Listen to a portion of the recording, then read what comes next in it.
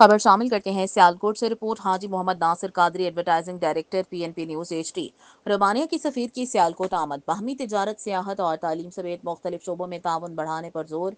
Sialkot Romania की सफीर doctor dean स्टेवेंस्को ने अपने वफ्द के हमरा डिप्टी कमिश्नर सियालकोट सबा असगर अली से मुलाकात की, जिसमें पाकिस्तान और रोमानिया के दरमियान तिजारती और इक्तसादी ताल्लुकात के फरोग, सियाहत, तालीम और सेहत के शोबों में ताउन बढ़ाने पर तफसीली तबादला ख्याल किया गया।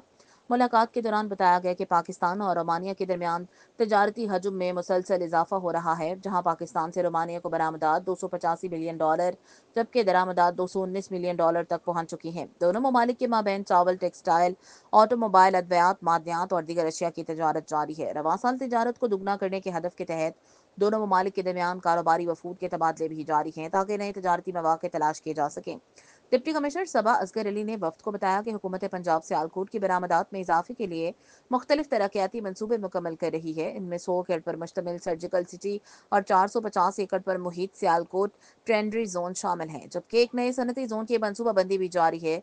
इन मनसूबों में रोमानिया के सरमायाकारों के लिए सरमायाकारी के बेशुमार मौके मौजूद हैं। डिप्टी कमिश्नर ने उम्मीद जाहिर की कि दोनों ममालिक के दरमियान मजबूत तजारती और इक्तसादी ताल्लुकात से न सिर्फ दो तरफा तजारत को फरोग मिलेगा, बल्कि अवामी सतह पर भी रवाबित मजीद मुस्तहकम होंगे।